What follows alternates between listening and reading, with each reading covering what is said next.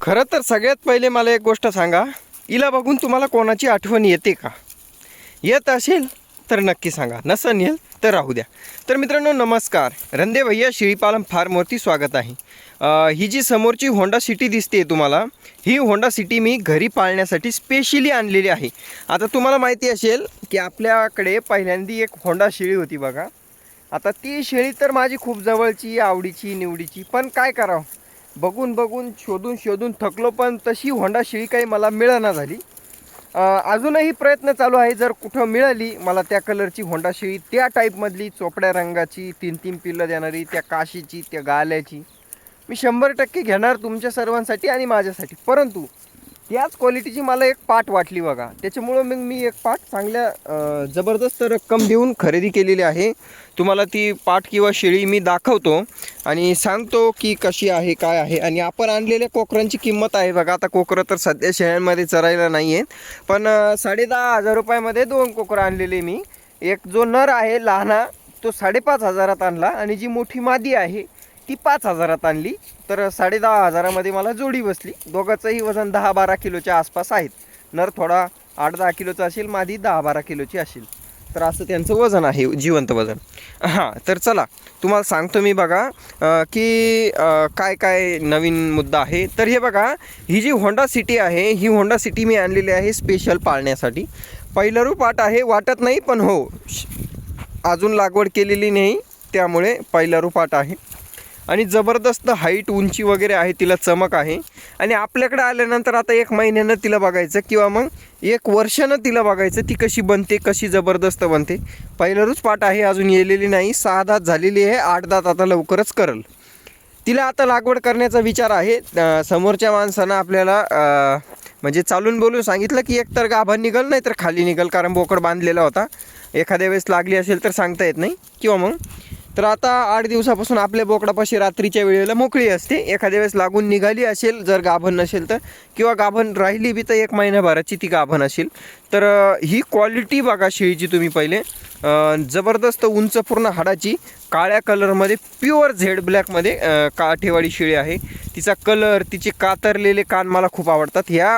हा जो कान आहे, कातरण्याची पद्धत आहे, ही कान कातरण्याची पद्धत मला खूप जास्त आवडते, कारण क्वालिटी जबरदस्त आहे. आणि ह्या कान कातरण्याचे जो भाग आहे गुजरातमध्ये, त्या कान कातरण्याच्या पद्धतीला तिकडे दूध खूप जास्त असतं. असं तसं काही फिक्स नाही आहे, पण ॲक्च्युअलमध्ये ती कोयली शेळी आहे ना, त्या क्वालिटीमधली ही होंडा शेळी आहे बघा. आणि तीच तुम्हाला दाखवण्यासाठी आजचा स्पेशल व्हिडिओ होता. भाग नंबर 10 होता. की क्वालिटी कशी वाटली कमेंट करून नक्की सांगा. ही होंडा शेळी मी आपल्या फार्मवरती आणलेली आहे.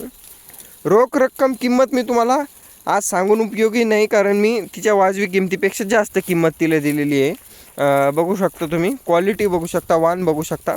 पण शेळी जबरदस्त आहे, तुम्हाला सांगतो मी. पहिलं रू वेतामध्ये एवढं माप बनणं, आता ॲक्च्युअलमध्ये लागवड केलेली नसेल त्याच्यामुळे एवढं माप बनलं तिचं.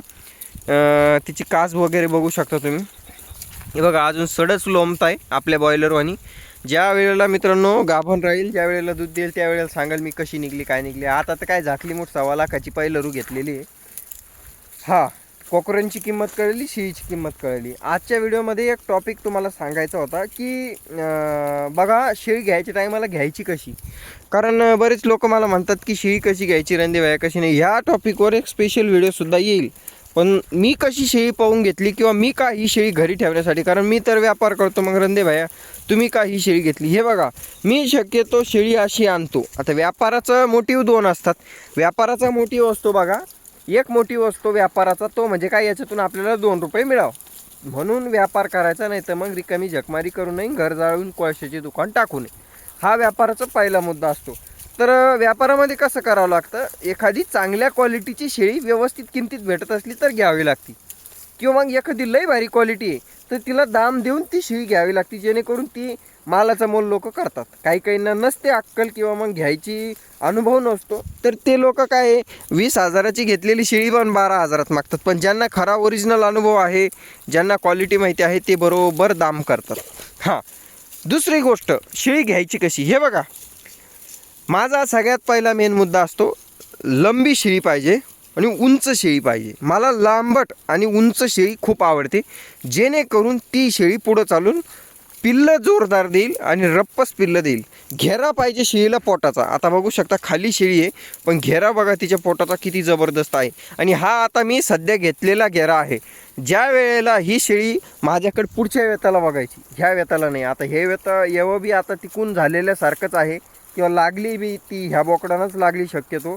तर लागली जरी तरी हे वेत आता तिकडलं समजले जाईल. पण ज्या वेळेला माझ्याकडे प्रॉपर वेत होईल, 1-6 महिने जाऊ द्या, पुढच्या वेताला तुम्ही ही शेळी बघा माझ्याकडं जगली वाचली तर अशा क्वालिटीमध्ये हिचा घेरा दिसेल. तुम्ही ही शेळी खाली असताना तुम्ही म्हणशाल शेळी यायला झाली काय, जनायला झाली काय, पिल्लं देते काय. हे बघा आता नवीन आणले असले कारणामुळं जुन्या शेळ्या मारतात, पण शेळी खूप जबरदस्त आहे, क्वालिटी आहे, लांबाट आहे, उंच आहे आणि माप आहे शेळीला भरपूर.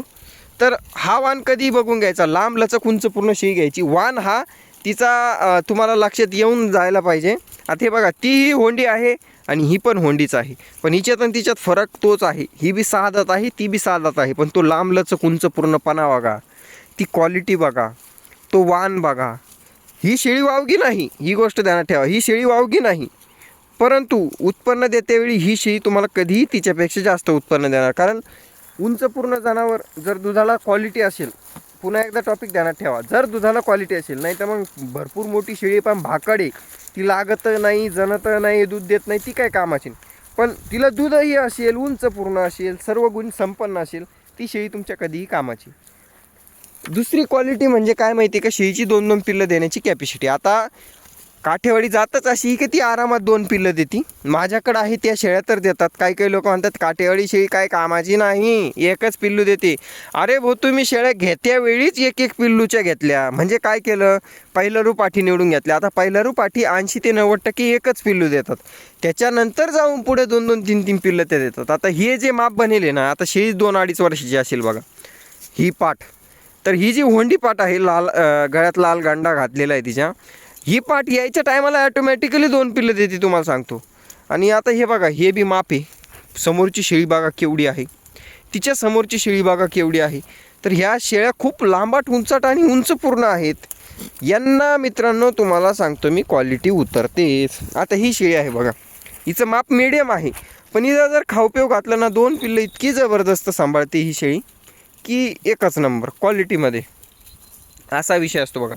तर जी लांब उंच पूर्ण शेळी आहे ना, ती उठूनच दिसणार कधीही, आणि ती क्वालिटी तुम्ही फक्त एवढा फरक आहे. आता ही शेळी घ्यायला गेलं, आज मी ही शेळी 15-16 हजार रुपयाला विकतो, पण ही शेळी मी 20,000 शिवाय कमी देत नाही. याच्यामध्ये कारण असं आहे, 5-7 हजार रुपये जे वाढतात ना शेळीचे, ती क्वालिटीवर वाढतात. आता हे बघा हे पिल्लू आहे, कोणी म्हणाल का 4.5 महिन्याचा बोकड आहे, 25-30 किलो झाला. हे क्वालिटी असते जनावराची, हे दूध असतं त्या जनावराला, ही वंशावळ असते त्या जनावराची.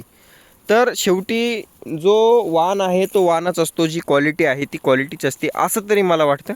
तर शेळी घेत्यावेळी कशी घ्यावी, उंच पूर्ण लांबाट 2 पिल्लं देणारी आणि भरपूर दूध देणारी शेळी तुम्ही घ्यावी, असं माझं म्हणणं आहे.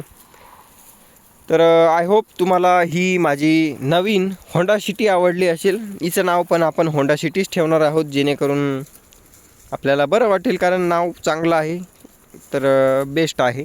आपल्याकडे दुसरी एक होंडा आहे बघा, तीही खूप आवडते लोकांना. तर ती होंडा बघू शकता, तुम्हाला दिसत असेल. हे बघा बघा हिचा घेरा बघा, हिचा तोरा बघा. आतापर्यंत 500 ते 1000 लोकांनी मागितली असं ही शेळी. जबरदस्त गाभण आहे, आता 2.5-3 महिन्याची. आत्ताच चालता येत नाही एवढे पोट झालेलं आहे तिचं. तर ही एक शेळी क्वालिटी आहे. 21,000 रुपयाला मागितली होती जालन्याच्या ग्राहकांना, आपण नाही दिली. गावरान शेळी असताना सुद्धा मागितली, कारण ती कास, तो गोलटीपणा, तो रुबाब, क्वालिटी. आता हे बघा ती शेळी तर लांबट नाही आहे, उंच नाही आहे, पण मीडियम जरी असली तरी तिच्यात क्वालिटी दुधाची आहे. आता हे बघा ही आहे काठेवाडी शेळीची कास, भले शेळीनं पिल्लूनं दूध पिलेले आहे, पण ही आहे गावरान बेरड क्रॉस असेल किंवा प्युअर गावरान असेल, आपले जुना वंशावळ बघा कास.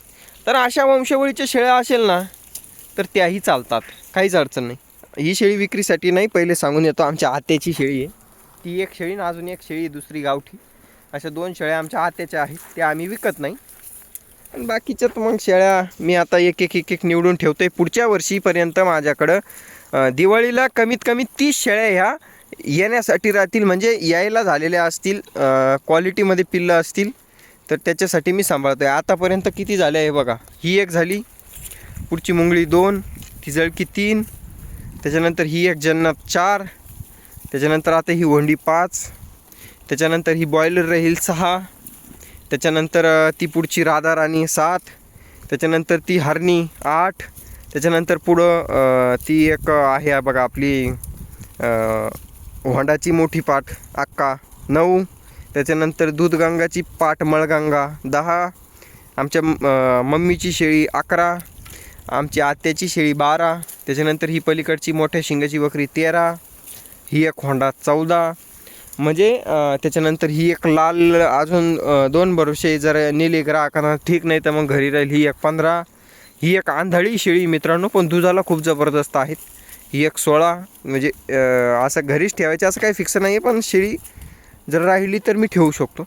अशा कमीत कमी ती एक लाल बांडी शेळी बघा, ती एक 17, त्या तिकडे एक कादी शेळी एक 18, अशा संपूर्ण इथं 30-32 शेळ्या तुम्हाला दिसत असतील. याच्यातल्या कमीत कमी 20 शेळ्या आणि अजून 10 शेळ्या मी निवडून आणणार आहे. अशा निवडक शेळ्या, जी शेळी घरी राहिली ती निवडक बनून जाते, ही गोष्ट ध्यानात ठेवा. पण तरी बी अशी ह्या होंडी शेळीसारखी क्वालिटी कमीत कमी 10 शेळ्यांमध्ये मी 2 लाख रुपये घालणार. खाट्या असू द्या, पार्ट्या असू द्या, पण उंच पूर्ण माप, त्यांना दूध, त्यांची क्वालिटी बघूनच शेळ्या ठेवणार, जेणेकरून पुढं येणारे पिल्लं दिवाळीला जे आहे ते बोलल्या विकल्या गेले पाहिजे. आणि ज्या पाठी होतील त्या तर मी घरी सांभाळणार आहे, कारण आपल्याला शेळ्या वाढवायच्या आहेत.